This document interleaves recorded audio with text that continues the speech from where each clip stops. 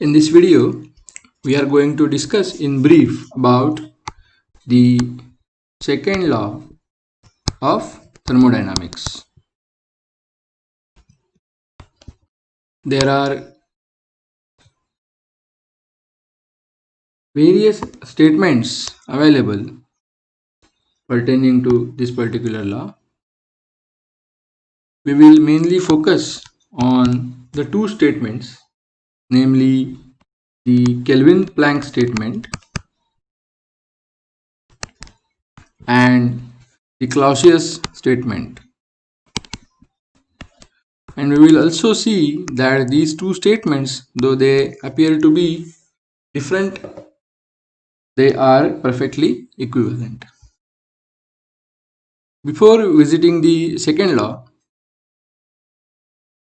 let us try to understand what first law tells us about.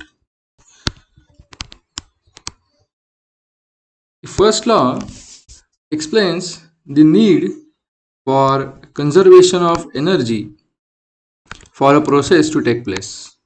That is, any thermodynamic process is possible only if and only if the energy is conserved. So let us take an example of two processes. Suppose there is a body at temperature T1 and there is a body at temperature T2 such that T1 is larger than T2. Now we know that from common practice we know that some finite amount of heat gets transferred from the hotter body to the cooler body, and this process of transfer of heat continues till the equilibrium is reached and the temperatures of both of these bodies are same. But in this process we must remember that energy of this system is conserved.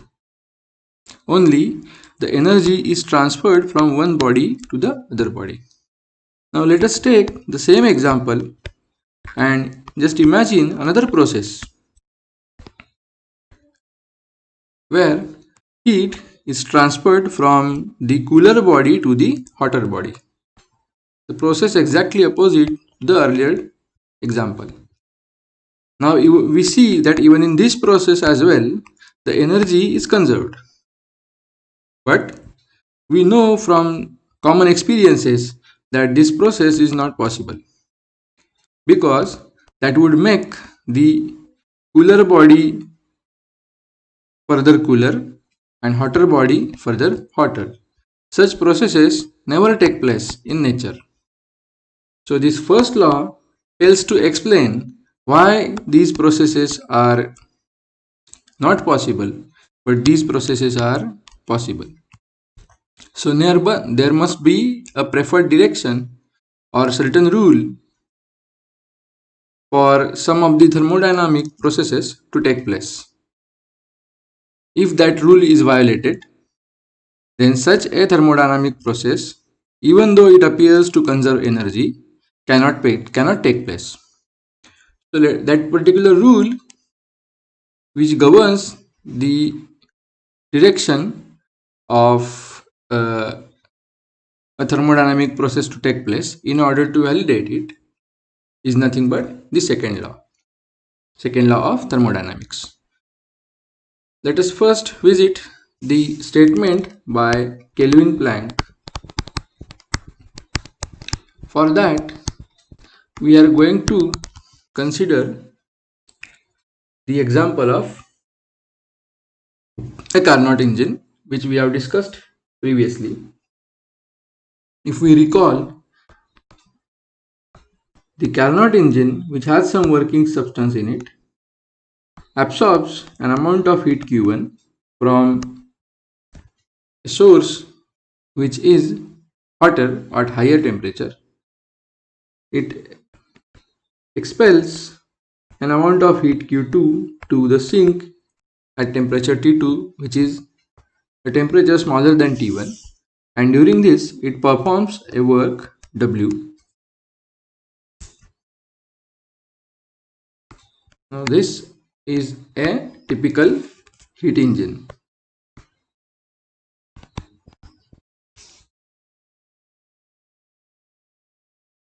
Now Kelvin Planck statement states that it is impossible.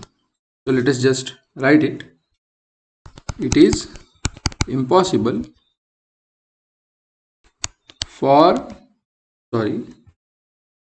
to construct an engine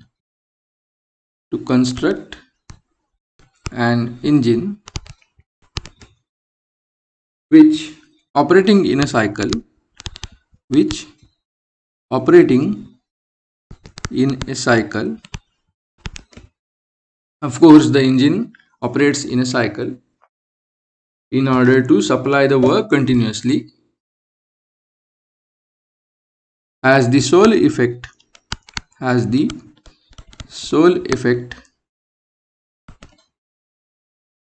of extracting heat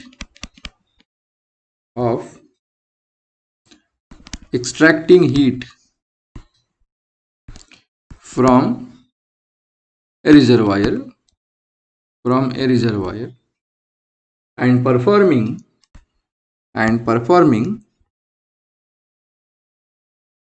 an equivalent or equal amount of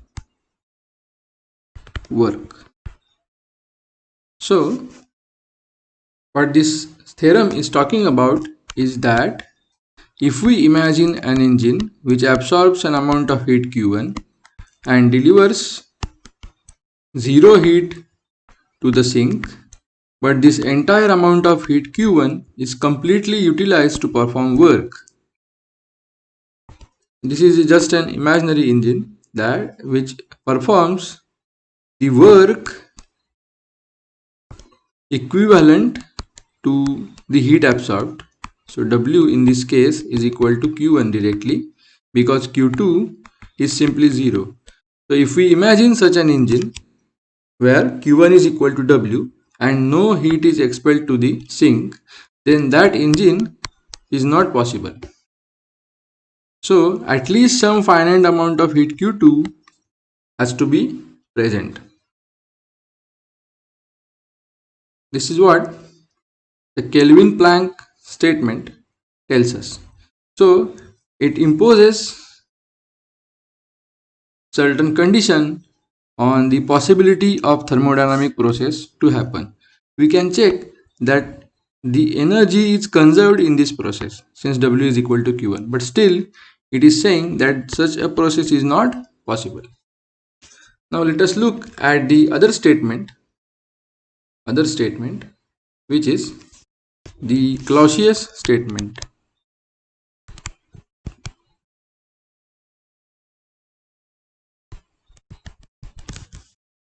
Now we can just imagine the same engine operating in reverse mode.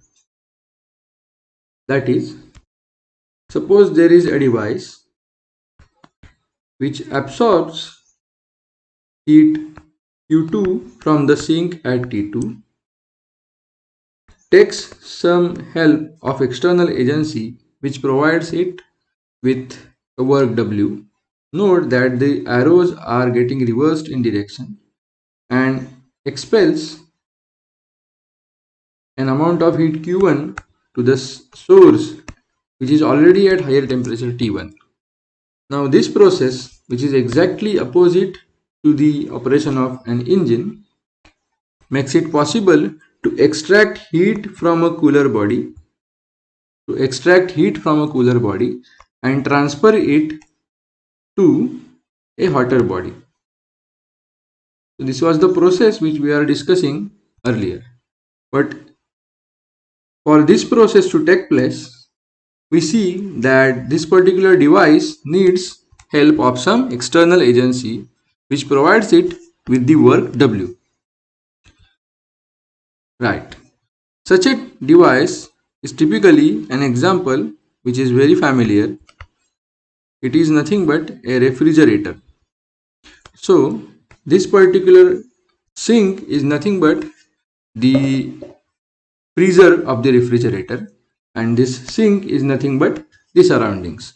That is why we see that if the power supply is on, which provides the necessary work for the compressor, we see that the compartment of the refrigerator goes on in cooling mode, whereas the walls of the refrigerator, which are expelling heat to the surroundings, become hotter and hotter as long as this W is on. Now, exactly this is discussed in the Clausius statement. So, Clausius statement says that it is impossible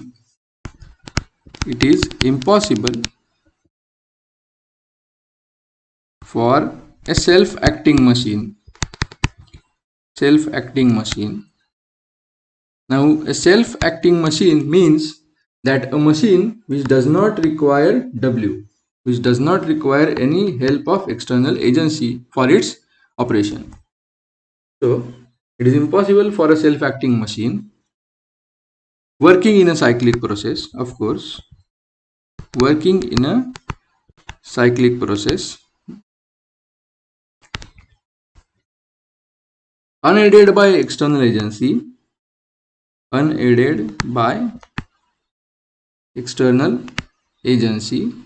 so there is no need of W, to transfer heat from a body at lower temperature to a body at higher temperature. That is, if we construct a self-acting machine which absorbs an amount of heat Q1 and transfers an amount of heat Q2 without any help of W, so W is equal to 0, which makes Q1 equal to Q2, of course. Now, this type of machine, though the energy is conserved, this type of machine is not possible to construct. That is, this particular process is not allowed according to second law of thermodynamics. So these are the two statements, or very famous statements, of the second law. Now we must show that these two statements are perfectly equivalent to each other. For that, we will claim that one of the statement is false and then see what happens with the other statement. So that is a typical method of proving equivalence of two statements. So let us begin our and we have to do this both ways. So let us begin our discussion by claiming that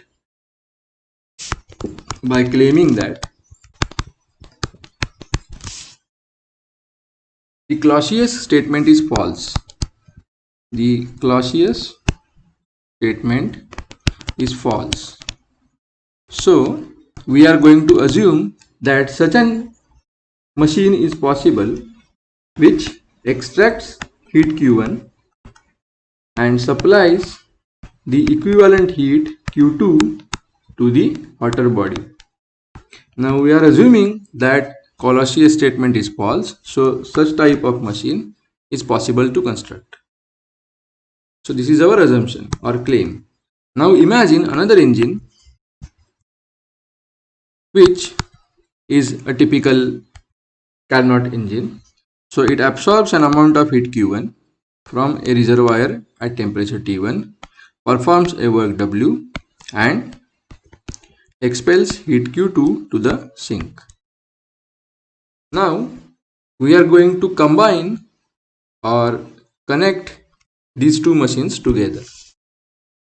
So let us do that. This is at T1, which is a hotter reservoir, whereas T2, which corresponds to cooler reservoir. Now let us just combine these two, W, Q1, Q2. So this is nothing but this typical Carnot engine.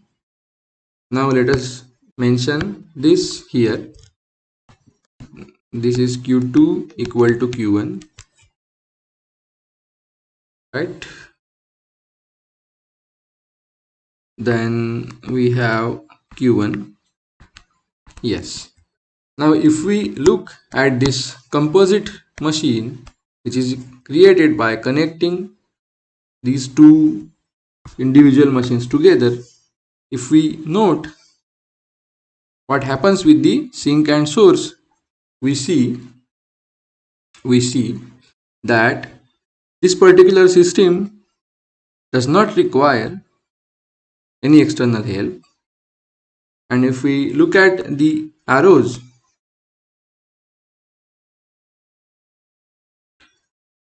Q1 is equal to Q2, just remember that.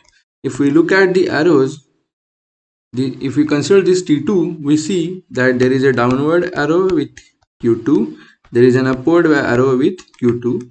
So net heat loss or gain is zero.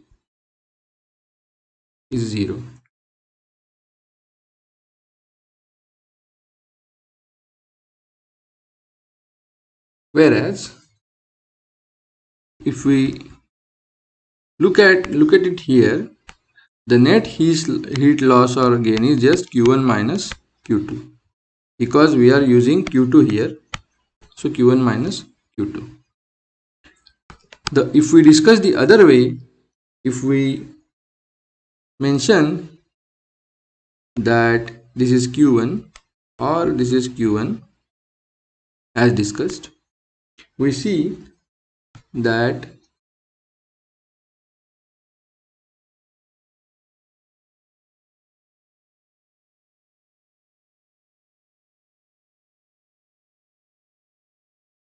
the net loss here is Q1 minus Q1, which is equal to 0, loss or gain, whatever it may be. Whereas in this case, it is Q1 minus Q2, which is obviously non-zero. So we are getting a claim which is in contradiction with the Kelvin-Planck statement.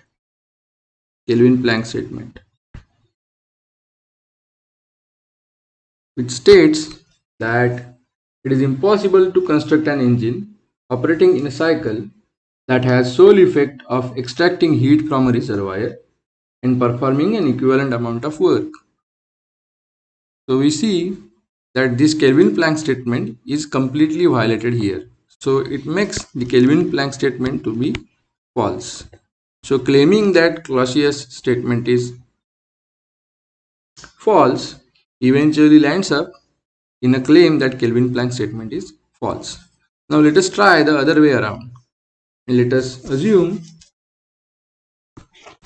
that Kelvin-Planck statement is wrong. So that means that if we have an engine which extracts a heat Q1, it is capable of performing an equivalent amount of work W equal to Q1, and there is no heat expelled to the sink. We know that according to second law this is not possible, but yes, since we are claiming that Kelvin-Planck statement is wrong, we are also claiming that such type of engine is possible to construct. Now we assume a typical refrigerator, which is the part of discussion for